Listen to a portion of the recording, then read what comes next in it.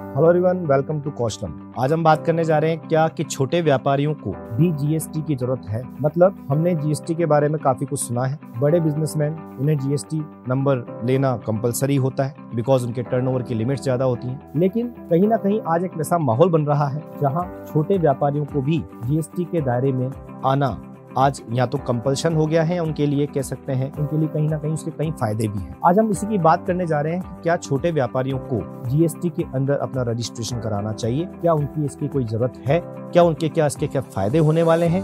यही बातें हम आज करने जा रहे हैं। सबसे पहले मैं आपको बता दूं कि जीएसटी की रिक्वायरमेंट क्या है रजिस्ट्रेशन कराने की। चाहे व्यापारी छोटा हो बड़ा हो, उनके लिए छोटा बड़ा अमाउंट सब अमाउंट टर्नओवर पे डिपेंड करता है। तो देखिए, अगर आप कोई मैन्युफैक्चरिंग सेक्टर में है या फिर किसी फाइनेंशियल सेक्टर में है, आप ट्रेडिंग करते हैं और आपका टर्नओवर 40 लाख से ज्यादा है तो फिर आप जीएसटी में रजिस्ट्रेशन कराने के लिए लीगली बाउंड है। दूसरा, अगर आप कोई सर्विस सेक्टर में है, आपसे सर्विस प्रोवाइड कराते हैं, कोई गुड्स वगैरह नहीं बेच रहे, तब आपका टर्नओवर अगर 20 लाख रुपीस से ज्यादा है एक साल में तो आपको यहाँ जीएसटी में रजिस्ट्रेशन कराना कंपलसरी है। अगर आप नॉर्थ ईस्टर्न में है, हिली स्टेट्स में है, तो उस केस में आपकी लिमिट 10 लाख रुपीस की हो जाती है। अब ये तो कहता है लॉ कि आपको इस हिसाब से रजिस्ट्रेशन कराना जरूरी है, लेकिन कुछ जगह और भी ऐसी हैं जहां रजिस्ट्रेशन चाहे बिजनेसमैन छोटा हो बड़ा हो लेकिन उन्हें करवाना कंपलसरी होता है। जैसे अगर आप एक स्टेट से दूसरे स्टेट में माल बेच रहे हैं, सपोज आप राजस्थान में हैं और दिल्ली में गुड्स बेच रहे हैं, तो उस केस में भी आपको जीएसटी रजिस्ट्रेशन कराना कंपलसरी होता है, क्योंकि बिना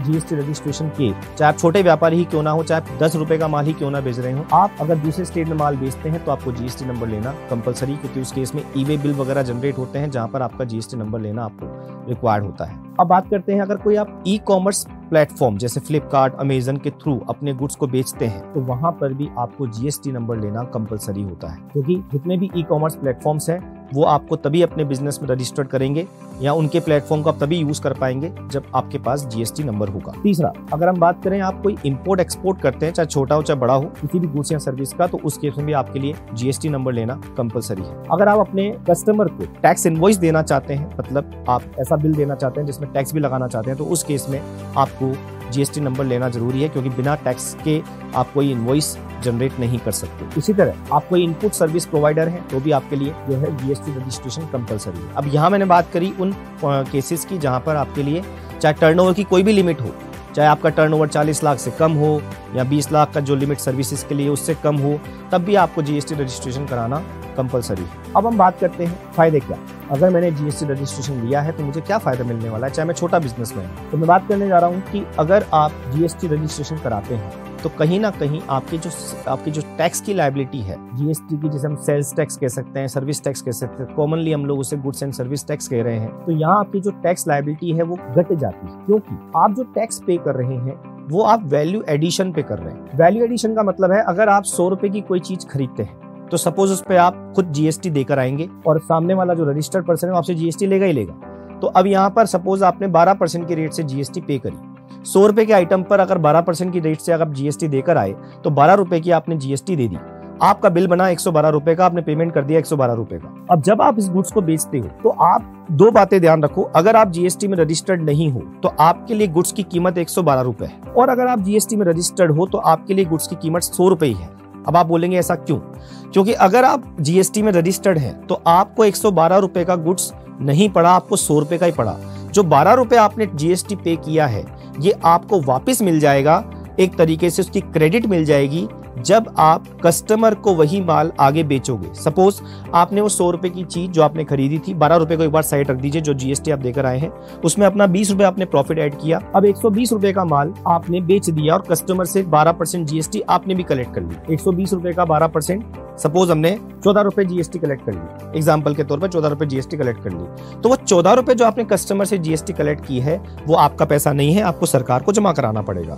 लेकिन जब आप सरकार को 14 रुपए जमा कराने जाओगे तो 12 रुपए जो ऑलरेडी आप खरीदने के समय जीएसटी देकर आ चुके थे वो आपको अब नहीं देना पड़ेगा। अब यहाँ आपकी लायबिलिटी सिर्फ 2 रुपए देने की, वो भी आपकी जेब से नहीं गया, वो भी आपने अपने कस्टमर से कलेक्ट किया, इसलिए आपको फायदा है जीएसटी में रजिस्ट्रेशन लेने का। दूसरा, आप अगर कहें यहाँ पर कि सपोज आपने जीएसटी में रजिस्ट्रेशन नहीं करा रखा है तो आपके लिए माल की लागत 112 रुपए थी। अब इसमें आप अपना प्रॉफिट मार्जिन जोड़ लीजिए, सपोज आप कहते हैं मैं तो 20 रुपए मार्जिन जोड़ूंगा अपना प्रॉफिट, तो आप इसको हाईएस्ट 132 रुपए में बेचते तो आप सोचिए कि यहाँ कस्टमर के लिए चीज महंगी भी होती और दूसरा आपका प्रॉफिट मार्जिन भी कम हो जाता।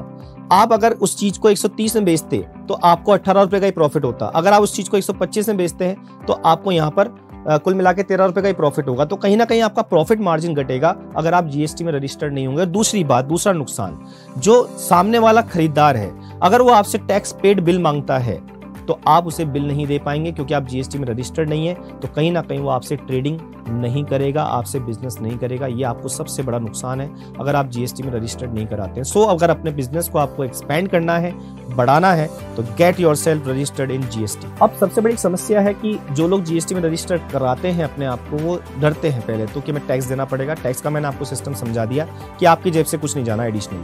दूसरा, वो डरते हैं कंप्लायंसेस से, क्योंकि जीएसटी में सर हमने सुना है, हमने कहीं ना कहीं कुछ रिटर्नें फाइल करनी होती हैं, बहुत सी माथाफोड़ी है, रजिस्ट्रेशन कराओ, ये करो। तो देखिए, जीएसटी में जो रजिस्ट्रेशन की प्रॉब्लम है वो बहुत सिंपल स्टेप्स हैं, बहुत सर्विस प्रोवाइडर्स हैं जो रजिस्ट्रेशन कराते हैं। दूसरा, आप खुद भी अप्लाई कर सकते हैं रजिस्ट्रेशन के लिए। आपको कहीं ना कहीं आप देखें कि जीएसटी की जो रिटर्न फाइलिंग है, रिटर्न फाइलिंग भी आपके लिए सिस्टम बना रखा है कि अगर आप छोटे व्यापारी हैं तो आपको क्वार्टरली रिटर्न फाइल करनी है।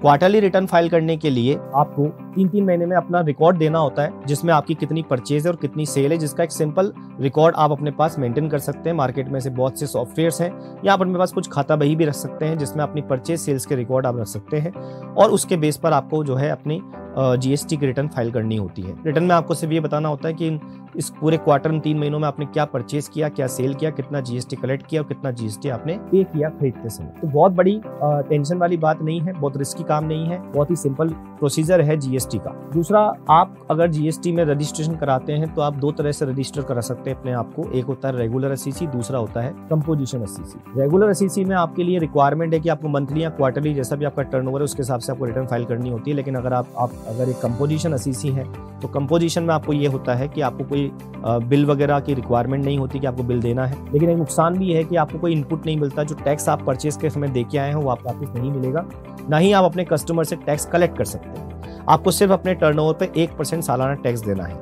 ये उन छोटे व्यापारियों के लिए मैं बता रहा हूँ कि उनके लिए एक बढ़िया बेनिफिट है, जो चाहते हैं कि हम ज़्यादा माथाफोड़ी नहीं करना चाहते हैं, हमसे सिंपली 1% टैक्स ले लो जितना भी हमारी सेल है उसका, और हमें फ्री कर दो। तो उनके लिए कंपोजिशन स्कीम भी बनी हुई है। और जो लोग अपने टैक्स पेड को इनपुट लेना चाहते हैं तो उसके लिए फिर उन्हें रेगुलर एसईसी के तौर पे रजिस्ट्रेशन कराना होता है। नहीं कराने पर आपके ऊपर जीएसटी लॉ के अकॉर्डिंग पेनल्टीज हैं। जब भी आपके ऊपर कोई इंक्वायरी आती है, कोई स्क्रूटनी आती है और आपको पता चलता है कि आप जीएसटी देने के लिए लायबल थे या उसमें रजिस्ट्रेशन कराने के लिए लायबल थे बट आपने नहीं कराया, फिर काफ़ी सारे कंप्लाइंसेज हैं, काफ़ी सारी पेनल्टीज हैं जो जीएसटी में आपके ऊपर लगाई जाती हैं। इसलिए बेटर है अगर आप छोटे व्यापारी भी हैं तो अपने आप को बिजनेस में अपने आप को जीएसटी में रजिस्टर करवाएं। तो ये थी जानकारी कि स्मॉल बिजनेसेस को भी जीएसटी में रजिस्ट्रेशन कराने की क्या रिक्वायरमेंट है। ऐसी और इन्फॉर्मेशन के लिए आप जुड़े रहिए कौशलम के साथ।